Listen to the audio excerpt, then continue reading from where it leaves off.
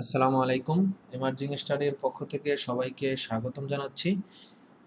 আশা করি শিক্ষার্থী বন্ধুরা তোমরা সবাই ভালো আছো, নিরাপদে আছো। আমি তানজিরুল হোসেন রাব্বি, প্রভাষক কৃষি বিশ্ববিদ্যালয় কলেজ ময়মনসিংহ, অতিথি শিক্ষক কিশোর বাতায়ন A2I ও 2018 সালে অনুষ্ঠিত প্রাথমিক, মাধ্যমিক ও উচ্চ মাধ্যমিক শিক্ষকদের ডিজিটাল কন্টেন্ট প্রতিযোগিতায় সারা দেশে জাতীয়ভাবে প্রথম স্থান অধিকার। প্রিয় শিক্ষার্থী বন্ধুরা, আমরা হিসাব বিজ্ঞান প্রথম পত্র নবম অধ্যায় ফিনান্সিয়াল স্টেটমেন্ট আর্থিক বিবরণী সম্পর্কে আলোচনা করতেছিলাম। তো লাস্ট ক্লাসে আমরা বহুধাপ বিশিষ্ট আয় বিবরণী এবং আর্থিক অবস্থার বিবরণী আলোচনা করেছি। তো আজকে আমরা ভ্যাট চলতি হিসাব তৈরি করা শিখব এবং পরিচালন মুনাফা ও নেট লাভ নির্ণয় করার সিস্টেম শিখব। আমরা লাস্ট ক্লাসে মোট লাভ নির্ণয় করা শিখেছি, আজকে আমরা পরিচালন মুনাফা ও নেট লাভ নির্ণয় করা শিখব। আশা করি এই ক্লাস শেষে তোমরা ভ্যাট সংক্রান্ত খতিয়ান তৈরি করতে পারবে এবং বহুধাপ বিশিষ্ট আয় বিবরণী তৈরি করতে পারবে। শিক্ষার্থী বন্ধুরা, VAT is a common item in business and already you have known this VAT in the journal chapter. অর্থাৎ যখন আমরা হিসাব বিজ্ঞান প্রথম পত্র দ্বিতীয় অধ্যায় আলোচনা করতেছিলাম, বিশেষ করে জাবেদা, সেখানে ভ্যাট সংক্রান্ত আলোচনা হয়েছে, তোমরা সেই ক্লাসগুলো করেছো আশা করি। তো ভ্যাট আসলে সরকারের সোর্স অফ রেভিনিউ, পাবলিক ফিনান্সের একটি অন্যতম উৎস হলো ভ্যাট ট্যাক্স। এই ভ্যাট এবং ট্যাক্সের মাধ্যমে সরকার ব্যবসা প্রতিষ্ঠান থেকে একটা বড় অ্যামাউন্টের রেভিনিউ আর্ন করে। যাই হোক, ব্যবসা প্রতিষ্ঠান ভ্যাট কালেক্ট করে, আবার ব্যবসা প্রতিষ্ঠান ভ্যাট দিয়েও থাকে। যেমন তুমি আমরা যখন বাজার থেকে বিভিন্ন জিনিস কিনি, বিশেষ করে ধরো তুমি বাটা কোম্পানি থেকে জুতা কিনবা, দেখবা ওরা সাথে সাথে তোমাকে একটা চালান ধরাই দেয়, ভ্যাট চালান, ওখানে ভ্যাটটা থাকে। আবার অ্যাপেক্স থেকে জুতা কেনো বা আড়ং বা স্বপ্ন থেকে জুতা তোমার বিভিন্ন প্রোডাক্ট কেনো, সেক্ষেত্রে ওরা ভ্যাটটা ধরে রাখে। তো এটা হলো আমরা যখন ভ্যাট দিই, তো প্রতিষ্ঠান ভ্যাট কালেক্ট করে কনজিউমারের কাছ থেকে। তো এখানে এই ভ্যাটটা দুই ধরনের, একটা হলো ক্রয় ভ্যাট বা পারচেজ ভ্যাট, আর একটা হলো বিক্রয় ভ্যাট বা সেলস ভ্যাট।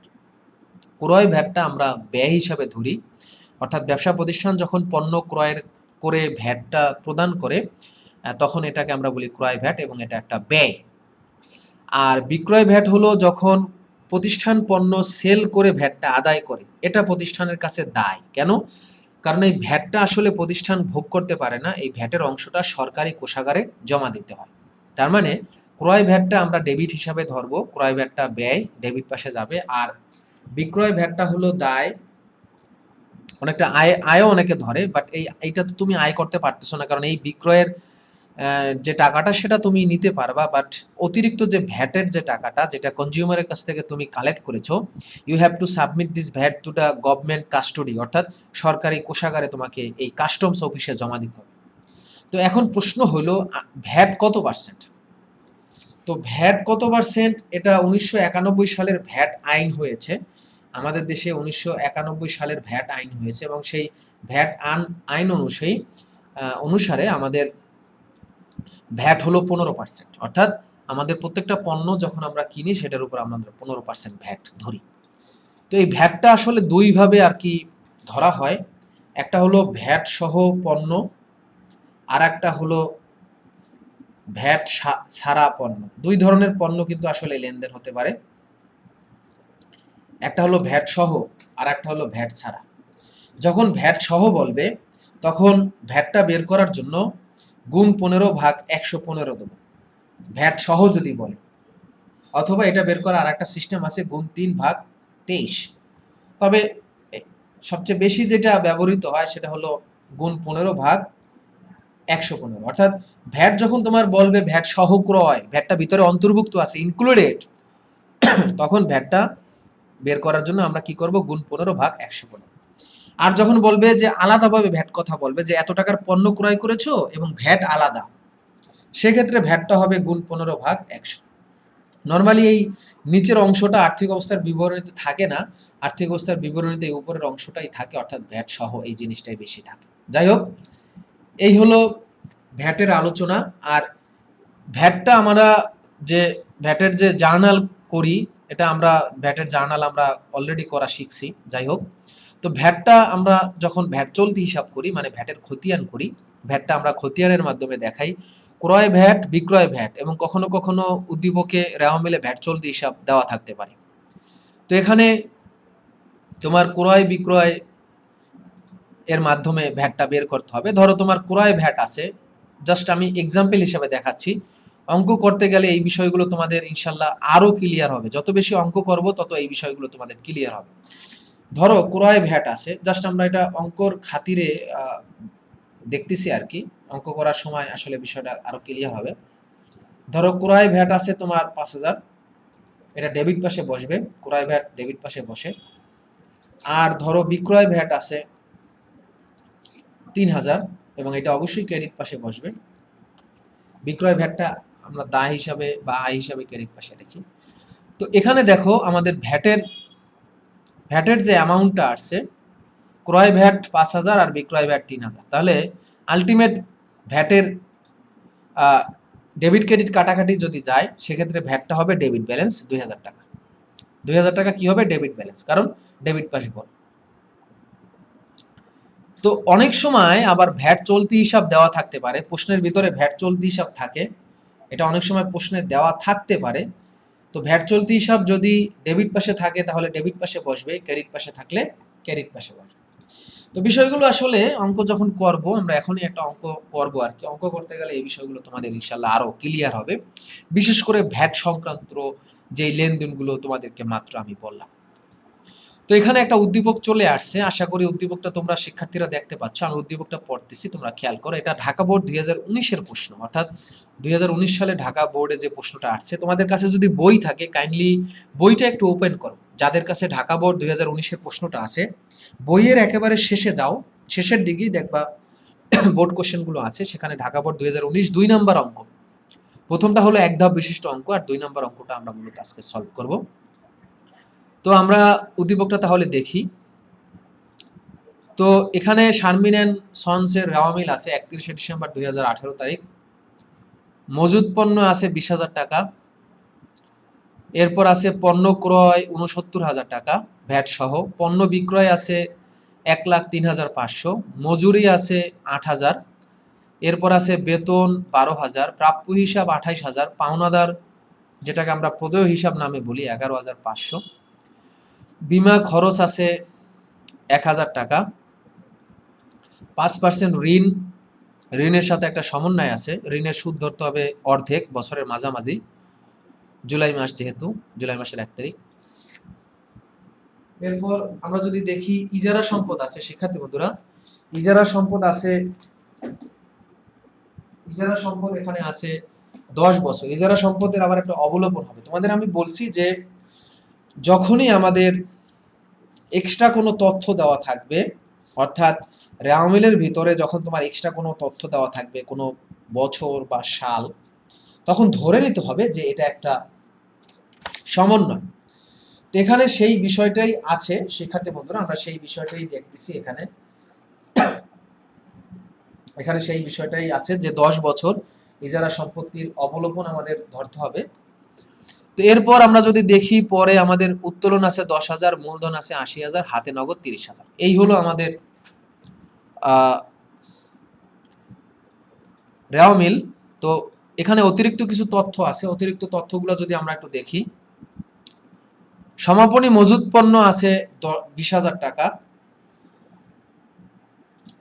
সমাপনী মজুদ পণ্য আছে 20,000 টাকা। এরপর বলছে বিজ্ঞাপন খরচ 4 ভাগের 1 ভাগ পরবর্তী বছরের জন্য বিলম্বিত করতে হবে। মানে বিলম্বিত বিজ্ঞাপন এটা একটা সম্পদ, মনে রাখবা। বিজ্ঞাপন থেকে বিলম্বিত বিজ্ঞাপন বাদ যায়, আর বিলম্বিত বিজ্ঞাপন একটা সম্পদ, অলিক সম্পদ। এরপর আছে বাকিতে পণ্য বিক্রয় 4,000 টাকা হিসাবভুক্ত হয়নি, তার মানে এটা অলিখিত বিক্রয়, এটা বিক্রয়ের সাথে যোগ হবে, আবার দেনাদারের সাথে যোগ হবে। প্রাপ্য হিসাবের উপরে 5% অনাদায়ী সঞ্চিতি ধরতে হবে, অনাদায়ী সঞ্চিতি ধরতে হবে, তার মানে এটা নতুন অনাদায়ী পাওনা সঞ্চিতি। এখান থেকে আমাদের এটা একবার পরিচালন ব্যয়ের ভিতরে আসবে, আবার এটা দেনাদার থেকে বাদ যাবে। এই হলো মূলত আমাদের সমন্বয়। আমাদের প্রশ্ন কি আছে দেখি। ক নাম্বার হলো ভ্যাট চলতি হিসাব তৈরি করো, আর খ নাম্বার হলো 2018 সালের 31শে ডিসেম্বর তারিখে সমাপ্ত বছরের জন্য একটি বিশদ আয় বিবরণী প্রস্তুত করো। এবং এই বিশদ আয় বিবরণী এটা হবে বহুধাপ বিশিষ্ট, কারণ এটা হলো উৎপাদনকারী প্রতিষ্ঠান। আমরা অঙ্কে দেখতে পাচ্ছি ক্রয় এবং বিক্রয় আছে। যাই হোক, এখন ক নাম্বারটা আমরা আগে সলভ করব। আমাদের যে ক নাম্বার প্রশ্নটা আছে, ভ্যাট চলতি হিসাব তৈরি করো। তো তোমাদের আমি মাত্রই ভ্যাট চলতি হিসাব সম্পর্কে একটু হালকা ধারণা দিয়েছি। তো এখন আমরা সেই ভ্যাট চলতি হিসাবটা মূলত শিক্ষার্থী বন্ধুরা তৈরি করব। তো এটা একটা খতিয়ান, ভ্যাট চলতি হিসাব এটা জাস্ট একটা খতিয়ান। আমরা খতিয়ানের ঘর কাটবো। খতিয়ান সম্পর্কে আমাদের ধারণা আছে, আশা করি খতিয়ান বিষয়ে তোমাদের আগে থেকেই একটা ভালো ধারণা আছে, আমি ধরে নিলাম।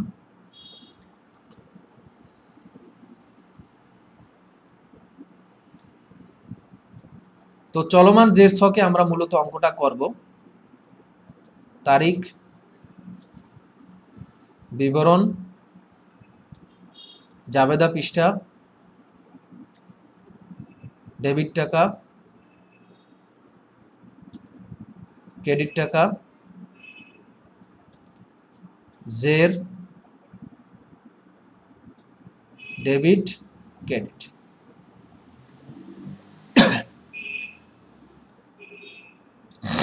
তো উপরে আমরা লিখি ভ্যাট চলতি হিসাব।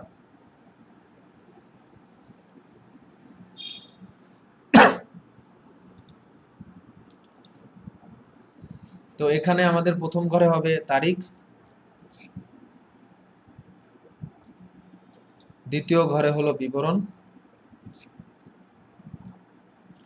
পরের ঘরে হলো জাবেদা পৃষ্ঠা,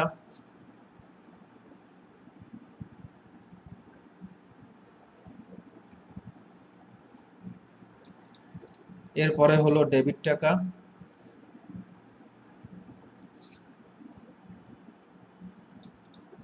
এর পরের ঘরে ক্রেডিট টাকা,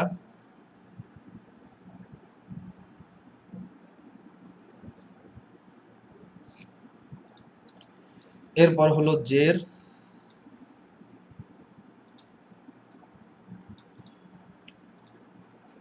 জেরের ভিতরে একটা হবে ডেবিট আর একটা হলো ক্রেডিট।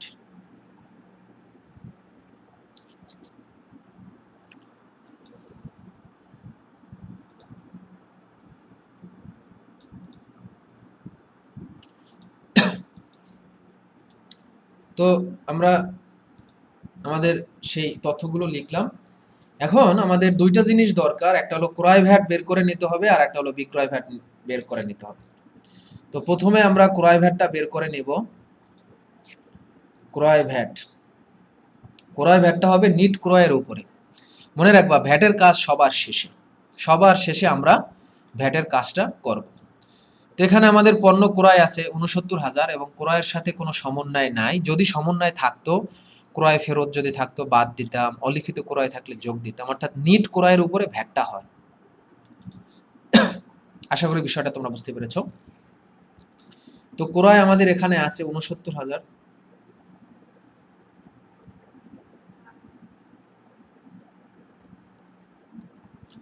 তো ভ্যাটটা হলো, আমি তোমাদেরকে বলছি গুণ ১৫ ভাগ ১২৩, গুণ ১৫ ভাগ ১১৫।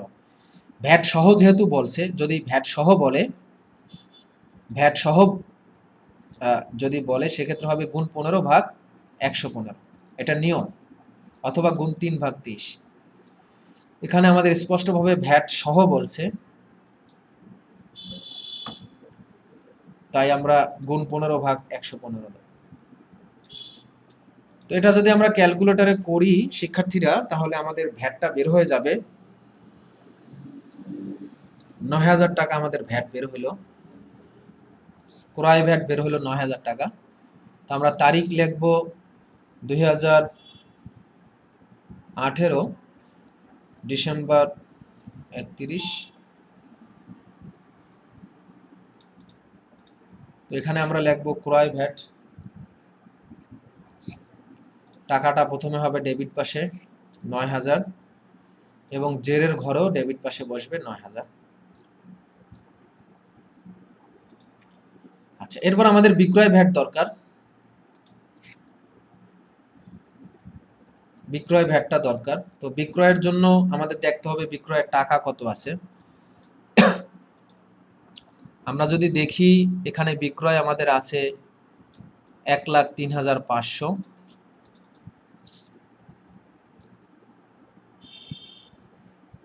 যোগ আর একটা সমন্বয় আমাদের আছে এই শেষের দিকে, বাকিতে বিক্রয় 4,000 টাকা হিসাবভুক্ত হয়নি, তার মানে বিক্রয়ের পরিমাণ বেড়ে গেছে। বিক্রয় আরো 4,000 যুক্ত হবে, কারণ অলিখিত বিক্রয় বেড়ে গেছে। তাহলে এই টাকার উপরে এখন আমরা ভ্যাটটা মূলত ধরব। গুণ 15 ভাগ 115, ভ্যাট সহ বললে হবে গুণ 15 ভাগ 115, এটা নিয়ম। তাহলে এখানে আমাদের 1,07,000 টাকা গুণ 15 ভাগ 115,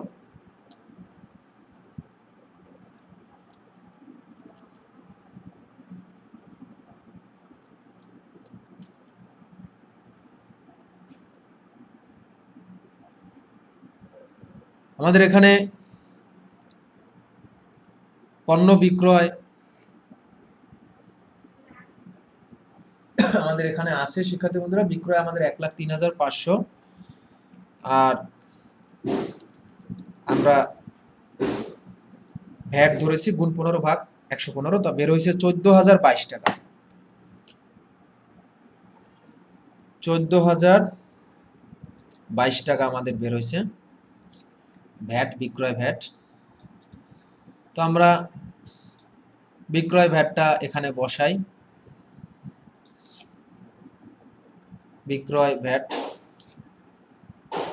বিক্রয় ভ্যাট আমাদের আছে 14,022 টাকা।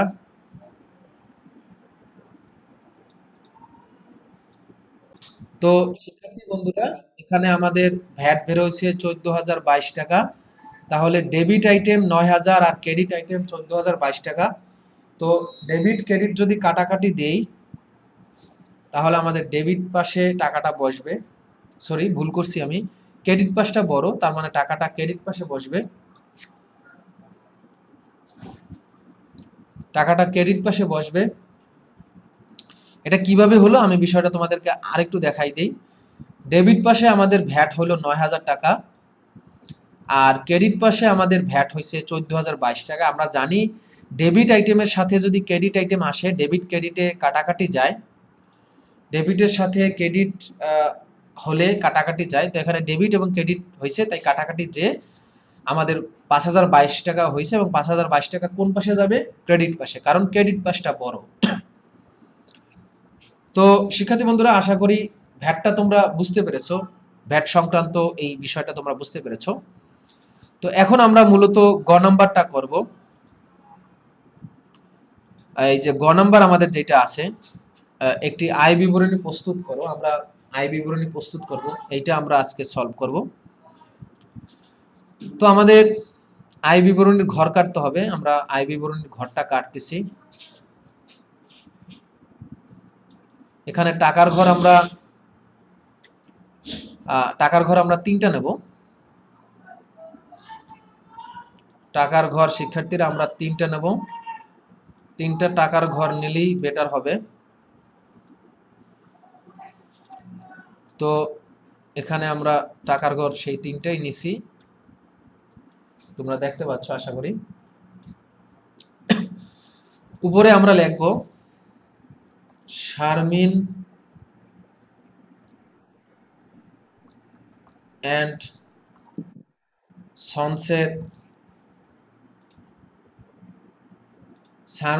সন্সের বিশদ আয় বিবরণী। এটা একটু ছোট করে দেই, নাহলে আসলে জায়গায় স্থান সংকুলন হচ্ছে না। আমরা পাশে পাশেই লিখি, যেহেতু জায়গায় সংকুলন হচ্ছে না। বিশদ আয় বিবরণী, এবং এটা কিন্তু সম্পূর্ণ, আংশিক আর লেখার দরকার নেই, কারণ এখন সম্পূর্ণ অঙ্কটা আমরা করতেছি। গত ক্লাসে আমরা মোট লাভ করেছিলাম, তাই আংশিক লিখেছিলাম। এখন আমাদের সম্পূর্ণ অঙ্কটাই করতে হবে। আয় বিবরণী প্রস্তুতের মাধ্যমে আমরা নিট লাভ বের করব। তারিখটা হবে 2018 সালের 31শে ডিসেম্বর, সমাপ্ত বছরের জন্য।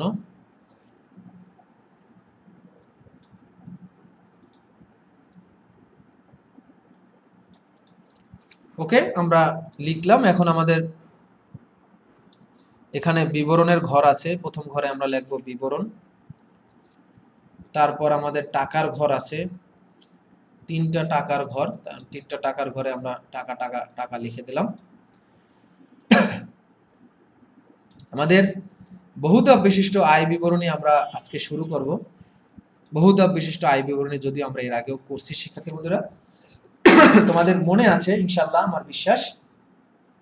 তো এই অঙ্কটা, আমরা যে অঙ্কটা এখন করতে যাচ্ছি, এই অঙ্কটা শুরু হবে আমাদের বিক্রয় দিয়ে। অঙ্কটা কি দিয়ে শুরু হবে শিক্ষার্থী বন্ধুরা? বিক্রয় দিয়ে।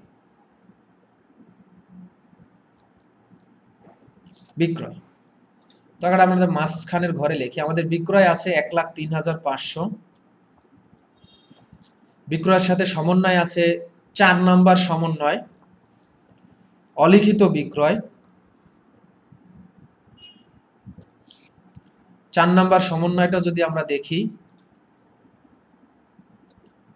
আমি তোমাদের দেখাই দিচ্ছি। এই যে 4 নাম্বার সমন্বয়, বাকিতে পণ্য বিক্রয় 4,000 টাকা হিসাবভুক্ত হয়নি। ওকে, তো অলিখিত বিক্রয় আছে 4,000।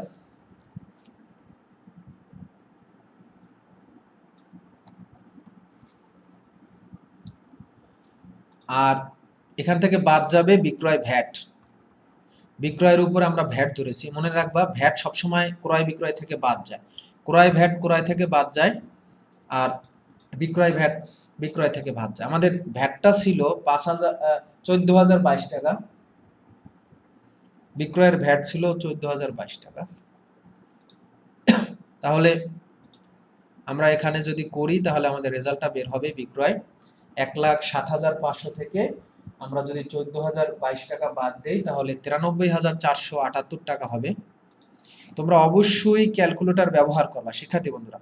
অনেক সময় দেখা যায় আমরা মুখে মুখে অঙ্ক করি, যেটা আমাদের জন্য বিব্রতকর, কারণ পরীক্ষার হলে গিয়ে তখন আমরা ভুল করি। এই জন্য I am recommending you, please use the calculator for any tiny element or tiny calculation. অর্থাৎ ছোট ছোট ক্যালকুলেশনের জন্য তুমি প্রয়োজনে ক্যালকুলেটর ব্যবহার করবা। ক্যালকুলেটরের ব্যবহার করাটা ভালো আর কি, ছোট হোক তাও তুমি ক্যালকুলেটর ব্যবহার করবা। যাই হোক, তো এখান থেকে আমরা এখন বাদ দেব বিক্রিত পণ্যের ব্যয়। আমরা জানি যে বিক্রয় থেকে বিক্রিত পণ্যের ব্যয় বাদ দিলে প্রথম ধাপটা বের হবে, অর্থাৎ মোট লাভ। তো আমরা বিক্রিত পণ্যের ব্যয় বাদ দেব। তো বিক্রিত পণ্যের ব্যয়ের জন্য আমাদের তিনটা জিনিস দরকার। প্রথম দরকার আমাদের ক্রয়, তবে তার আগে আমাদের দরকার প্রারম্ভিক মজুত পণ্য। আমাদের প্রারম্ভিক মজুত পণ্য অঙ্কে আছে, শুরুতেই আছে দেখো 20,000 টাকা। তো এটা আমরা এই ঘরে লিখলাম। প্রারম্ভিক মজুত পণ্য আমাদের 20,000 টাকা। তো এর সাথে শিক্ষার্থী বন্ধুরা আমরা ক্রয় নেব। তিনটা জিনিস দরকার বিক্রিত পণ্যের ব্যয়ের জন্য, তিনটা জিনিস দরকার: প্রারম্ভিক মজুত পণ্য, ক্রয় এবং প্রত্যক্ষ খরচ। তো প্রত্যক্ষ খরচের আইটেমগুলো সম্পর্কে বিগত দিনে আমি আলোচনা করছি, তোমরা অবশ্যই সেটা একটু ফলো করবা। ক্রয় আমাদের এখানে আছে 69,000। ক্রয় হলো 69,000, এই যে ক্রয় 69,000। তো ক্রয় থেকে আমরা বাদ দেব ক্রয় ভ্যাট আছে, একটা আইটেমই বাদ যাবে ক্রয় থেকে। ক্রয় ভ্যাট আছে আমাদের 9,000 টাকা। তোমরা এটা একটু আগেই খেয়াল করেছো যে আমাদের ক্রয়ের ভ্যাট আসছে 9,000 টাকা।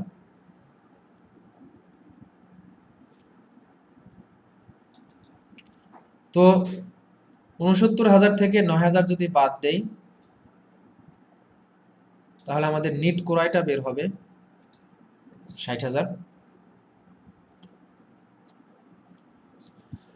এখন আমাদের দরকার প্রত্যক্ষ খরচ, প্রত্যক্ষ পরিচালন ব্যয় বা প্রত্যক্ষ খরচ, যেগুলোর মধ্যে থাকতে পারে মজুরি, জাহাজ ভাড়া, ক্রয় পরিবহন, নগর শুল্ক, আমদানি শুল্ক, ডক চার্জ। তো এরকম আইটেম আমরা এখানে একটা দেখতে পাচ্ছি 8,000 টাকা আছে। তো সেই মজুরিটা আমরা এখন এখানে লিখব। একটাই আইটেম আমরা পাইলাম, মজুরি 8,000।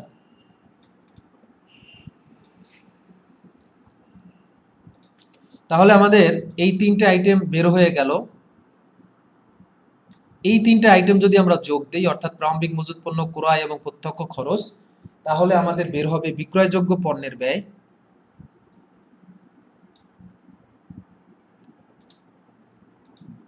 এই যে বের করলাম ৮৮,০০০, এটা হলো আমাদের বিক্রয়যোগ্য পণ্যের ব্যয়। তো এখান থেকে আমরা এখন সমাপনী মজুত পণ্য বাদ দেব। সমাপনী মজুত পণ্য যদি বাদ দেই, তাহলে আমাদের বিক্রিত পণ্যের ব্যয়টা বের হবে।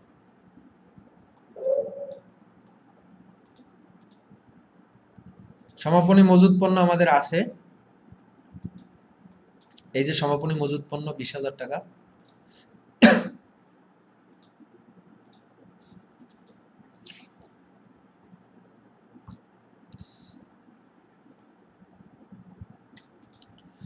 তো বিক্রয়যোগ্য পণ্যের ব্যয় থেকে যদি আমরা সমাপনী মজুত পণ্যটা বাদ দেই, তাহলে আমাদের ৬৮,০০০ টাকা যেটা বের হইলো, এটা হলো আমাদের বিক্রিত পণ্যের ব্যয়। তাহলে আমরা বিক্রয়ও পেলাম, বিক্রিত পণ্যের ব্যয়ও পেলাম। তাহলে বিক্রয় থেকে বিক্রিত পণ্যের ব্যয় যদি আমরা বাদ দেই, অর্থাৎ ৯৩,৪৭৮ যেটা আছে বিক্রয়, সেখান থেকে আমরা বিক্রিত পণ্যের ব্যয় যদি বের করি, বাদ দেই, তাহলে ২৫,৪৭৮ টাকা বের হবে, যেটা হলো আমাদের মোট লাভ। এই যে বের করলাম শিক্ষার্থী বন্ধুরা, এটা হলো আমাদের মোট লাভ, অর্থাৎ প্রথম ধাপে আমরা প্রথম ধাপটা বের করছি।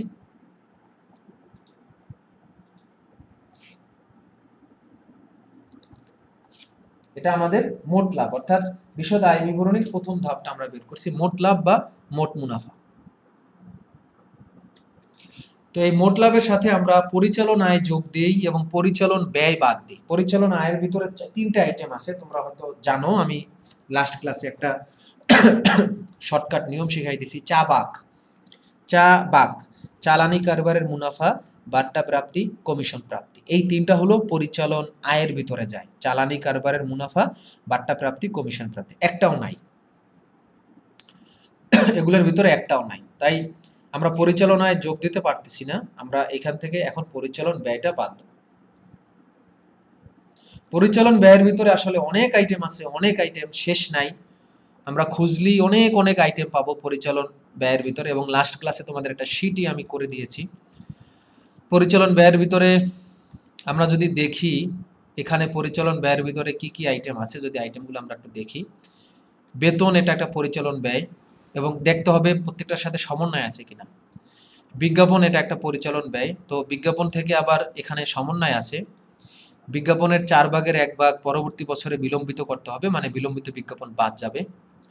এরপর আছে অনাদায় পাওনা সঞ্চিতি, বক্সের ভিতরে যে অনাদায় পাওনা সঞ্চিতি থাকে সেটা পুরাতন সঞ্চিতি, আর এখানে একটা অনাদায় পাওনা সঞ্চিতি আমাদের ধরতে বলছে, এটা হলো নতুন অনাদায় পাওনা সঞ্চিতি, নতুনটা থেকে পুরাতনটা বাদ যাবে। বিমা খরচ একটা আছে ১০০ টাকা, আর এখানে একটা আছে ইজারা সম্পত্তির অবলোপ। তো এগুলাই হলো আমাদের পরিচালন ব্যয়। তো একটা একটা করে আমরা পরিচালন ব্যয়গুলো লিখি।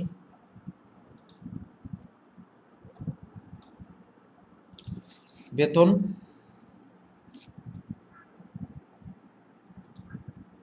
বেতন আমাদের আছে ১২,০০০।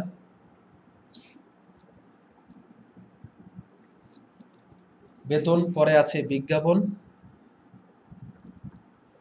বিজ্ঞাপন আছে আমাদের, এখানে বিজ্ঞাপন আমাদের আছে ২,০০০। তো বিজ্ঞাপন থেকে আবার বিলম্বিত বিজ্ঞাপনটা বাদ যাবে, বিলম্বিত বিজ্ঞাপন, বিজ্ঞাপন থেকে বিলম্বিত বিজ্ঞাপন বাদ যায়।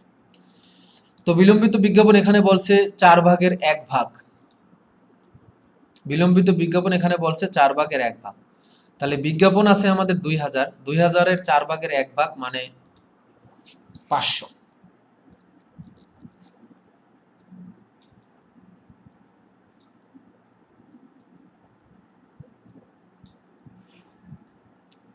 তাহলে বিজ্ঞাপন আমাদের ২,০০০ থেকে ৫০০ যদি আমরা বাদ দিই, তাহলে বিজ্ঞাপনটা আমাদের বের হবে ১৫০০ টাকা। আচ্ছা, এরপর আমাদের আছে অনাদায়ী পাওনা সঞ্চিতি আমাদের একটা আছে, নতুন অনাদায়ী পাওনা সঞ্চিতি। নতুন অনাদায়ী পাওনা সঞ্চিতি আছে।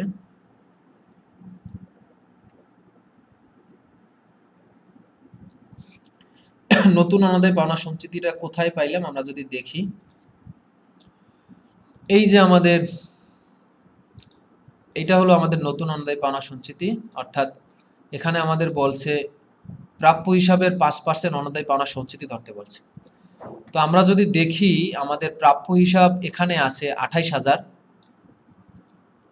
প্রাপ্য হিসাব আছে 28,000, আর এখানে বাকিতে পণ্য বিক্রয় 4,000 টাকা হিসাবভুক্ত হয়নি। তার মানে প্রাপ্য হিসাব আমাদের দুইটা, একটা হলো 28,000 আর এখানে একটা প্রাপ্য হিসাব আছে 4,000। তাহলে প্রাপ্য হিসাব আমাদের মোট 32,000। 32,000-এর উপরে 5% যদি ধরি তাহলে আমাদের নতুন অনাদায়ী পাওনা সঞ্চিতি বের হবে 1600। এখান থেকে আমরা বক্সের ভিতরে যে পুরাতন পাওনা সঞ্চিতি আছে, অর্থাৎ এইটা, এই যে পুরাতন অনাদায়ী পাওনা সঞ্চিতি, বক্সের ভিতরে যেটা থাকে সেটা পুরাতন অনাদায়ী পাওনা সঞ্চিতি।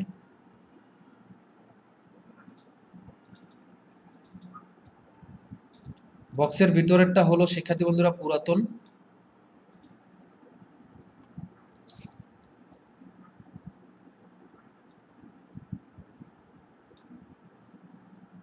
আমরা একটু সংক্ষেপে দেনা লিখে দেই, তাহলে সংক্ষেপ হয়ে যাবে, যেহেতু আমাদের জায়গায় ধরতেছে না। অনাদায়ী দেনা সঞ্চিতি, অনাদায়ী পাওনা সঞ্চিতি একই কথা। যাই হোক, পুরাতনটা আছে আমাদের এখানে 5,000। তাহলে 1600 থেকে যদি আমরা 5,000 বাদ দেই তাহলে আমাদের রেজাল্ট আসবে মাইনাস ফিগারে আসবে, মাইনাস 3,400 আসবে। এবং এই ফিগারটা কিন্তু মাইনাস, খেয়াল রাখো। আচ্ছা, এরপর আমাদের আছে বিমা খরচ। বিমা খরচ আছে আমাদের 1,000।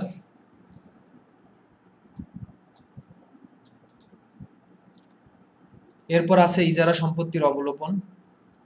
মনে রাখবা, দৃশ্যমান সম্পত্তির ক্ষেত্রে অবচয় হয়, যেমন যন্ত্রপাতির অবচয় হয়, আসবাবপত্রের অবচয় হয়, আর অদৃশ্যমান যেমন সুনাম, প্যাটেন্ট, ট্রেডমার্ক, এগুলোর ক্ষেত্রে হয় অবলোপন। তো ইজারা সম্পত্তি এখানে আমাদের আছে 6,000 টাকা। ইজারা সম্পত্তি আমাদের এখানে আছে শিক্ষার্থী বন্ধুরা 6,000, 60,000। ইজারা সম্পত্তি হলো 60,000, এটা 10 বছর, মানে 10 বছরের জন্য তুমি ইজারা নিয়েছো। তাহলে চলতি বছরে তোমার 10 দিয়ে যদি ভাগ দেই তাহলে অবলোপনটা বের হবে 6,000 টাকা। অর্থাৎ অবচয়ের মতো। অবচয় আমরা কিভাবে বের করি? সম্পত্তির মূল্য থেকে কি করি? ভগ্নাবশেষ মূল্য থাকলে বাদ দেই এবং আয়ুষ্কাল দিয়ে, ভগ্নাবশেষ মূল্য থেকে বাদ দিই এবং আয়ুষ্কাল দিয়ে ভাগ দিই। তো এখানে 10 বছর আছে, স্পষ্ট দেওয়া আছে 10 বছর। তার মানে 60,000 টাকার যদি আমরা 10 বছর ধরি, 10 বছর, আমরা যেহেতু অঙ্ক করতেছি 1 বছরে, 60,000 ভাগ 10, তার মানে 6,000 টাকা হলো আমাদের অবলোপন। যাই হোক, আমাদের পরিচালন ব্যয় সকল চলে আসছে। এখন সকল কিছু যদি আমরা যোগ দেই, অর্থাৎ 12,000, তারপর আছে 1,500, 12,000, 1,500, 3,400 অবশ্য মাইনাস যাবে, আর 1,000, 6,000 সব যদি আমরা যোগ দিই তাহলে আমাদের রেজাল্ট বের হবে শিক্ষার্থী বন্ধুরা 17,100। এবং এই ফিগারটা হবে কি? Negative figure. কেন? কারণ এখানে আমরা কি লিখেছিলাম, এটা আমাদের কি বের হয়েছে? পরিচালন ব্যয়। এই যে পরিচালন ব্যয়, এই পরিচালন ব্যয়টাই কিন্তু এই যে বের হলো এখানে 17,100। ওকে, তাহলে আমরা মোট লাভ থেকে পরিচালন মুনাফা বাদ দেব। মোট লাভ থেকে এই পরিচালন মুনাফা বাদ দেব, মোট লাভ থেকে পরিচালন ব্যয় বাদ দেব। তাহলে আমাদের বের হবে পরিচালন মুনাফা। তাহলে 25,478 থেকে আমরা যদি 17,100 বাদ দেই তাহলে আমাদের যে ফিগারটা আসবে সেটা হলো 8,378 টাকা, যেটা আমরা বলছি পরিচালন মুনাফা। এখন আমরা পরিচালন মুনাফা পাইছি শিক্ষার্থী বন্ধুরা। পরিচালন মুনাফার সাথে অপরিচালন আয় যোগ হয়, অপরিচালন ব্যয় বাদ হয়। তবে অপরিচালন শব্দটা আমরা লিখতে পারবো না, আমরা লিখবো অন্যান্য আয়। আমরা অন্যান্য আয় যোগ দেব আর অন্যান্য ব্যয় বাদ দেব। তো এখানে অন্যান্য আয় কোনো আইটেম নাই, যেমন বিনিয়োগের সুদ, শিক্ষানবিশ স্যালামি বা উত্তোলনের সুদ, এগুলো হলো অন্যান্য আয়। আর অন্যান্য ব্যয়ের ভিতরে থাকতে পারে শিক্ষানবিশ ভাতা, অগ্নিবিনষ্ট ক্ষতি, বিবিধ ক্ষতি, মূলধনের সুদ, ঋণের সুদ। তো এখানে আমাদের একটা আইটেমই আছে, এখানে ঋণের সুদ আমরা দেখতে পাচ্ছি। এখানে ঋণ হলো 40,000। শিক্ষার্থী বন্ধুরা এখানে আমরা এটা যদি ক্যালকুলেশন করে তোমাদের দেখাই, সরি, এখানে ঋণ হলো 40,000 আর ঋণের সুদের হার হলো 5%। আর আমাদের ধরতে হবে 6 মাস। কেন? কারণ এটা বছরের মাঝামাঝি সময় করছে। তার মানে এখানে আমাদের ঋণের সুদ বের হবে 1,000 টাকা। ঋণের সুদ আমরা কিভাবে 1,000 টাকা বের করলাম, আশা করি তোমরা বিষয়টা বুঝতে পেরেছো শিক্ষার্থী বন্ধুরা। তাহলে আমাদের পরিচালন মুনাফা থেকে বাদ যাবে পরিচালন ব্যয়, অপরিচালন ব্যয়। অপরিচালন শব্দটা আমরা না লিখবো না, আমরা লিখবো অন্যান্য ব্যয়। অন্যান্য ব্যয়ের ভিতর আমাদের একটাই ব্যয় আছে, সেটা হলো ঋণের সুদ। ঋণের সুদটা আমরা বের করছি, কত বের করছি? 1,000 টাকা। তাহলে পরিচালন মুনাফা থেকে আমরা এখন অন্যান্য ব্যয়টা বাদ দেব, তাহলেই আমাদের রেজাল্টটা বের হবে। অর্থাৎ আমরা যেটা বের করতে চাচ্ছি, আমাদের নিট লাভ বা নিট মুনাফা। নিট মুনাফা আমাদের বের হয়ে গেছে।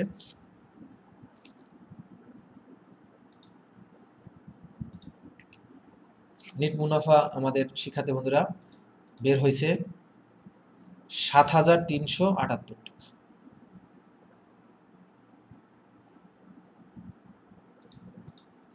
তাহলে শিক্ষার্থী বন্ধুরা আমরা নিট মুনাফা বের করছি 7,378 টাকা। তো আশা করি শিক্ষার্থী বন্ধুরা তোমরা এই বিষয়টা বুঝতে পেরেছো যে আমরা গত ক্লাসে করেছিলাম মোট লাভ পর্যন্ত। গত ক্লাসে আমরা করছিলাম মোট লাভ পর্যন্ত। আজকের ক্লাসে আমরা পরিচালন মুনাফা এবং নিট মুনাফা নির্ণয় করা শিখেছি, এবং একই সাথে ভ্যাট চলতি হিসাব কিভাবে তৈরি করতে হয় সেটা আমরা জেনেছি। যদিও এখানে গ নাম্বার আর একটা প্রশ্ন ছিল আর্থিক অবস্থার বিবরণী, আমি আশা করি সেটা তোমরা পারবা। নেক্সট ক্লাসে হয়তো সেই বিষয়ে আমরা আলোচনা করবো। এটা ঢাকা বোর্ড 2019-এর কোশ্চেন ছিল। তো আমরা চেষ্টা করবো বোর্ড কোশ্চেনগুলো সলভ করার জন্য, কারণ বোর্ড কোশ্চেন আমাদের সামনে আয়না, mirror, and we have to follow the board question. If you are able to solve all the board question, then you may be sure that you are going to get a good marks in the financial estimate related mathematical question. So শিক্ষার্থী বন্ধুরা আমরা আজকে NEET লাভ নির্ণয় করা শিখেছি, NEET মুনাফা বহুধাপ বিশিষ্ট। তো নেক্সট ক্লাসে ইনশাল্লাহ আমরা এই ধরনের আরো অঙ্ক করব। তো তোমরা এই যে অঙ্কগুলো আমি আজকে করাইলাম, এগুলো তোমরা ভালো করে প্র্যাকটিস করবা, কারণ আর্থিক অবস্থার বিবরণী যত বেশি প্র্যাকটিস করবা তত বেশি ভালো পারবা। Accounting is nothing but a game of debit and credit. To have a good marks you have to keep exercising. To have a good mark, you have to keep exercising. Accounting is like riding a bicycle. To keep balance, you have to keep moving. To keep having good marks, you have to keep exercising on the accounting related mathematical question. So আমি তোমাদেরকে অনুরোধ করব শিক্ষার্থী বন্ধুরা, তোমরা বেশি বেশি বোর্ডের অঙ্ক সলভ করবা, বোর্ডের উদাহরণগুলো বেশিগুলো দেখবা, তাহলে ইনশাআল্লাহ তোমরা তোমাদের যে সমস্যাগুলো, বিশেষ করে খুঁটিনাটি যে সমস্যা হয়, ইনশাল্লাহ সেগুলো তোমরা ভালো করে উতরাতে পারবে। তো আজকে ক্লাসটা আমরা এখানেই শেষ করব। তোমরা এই ধরনের ক্লাস বেশি বেশি প্র্যাকটিস করবে।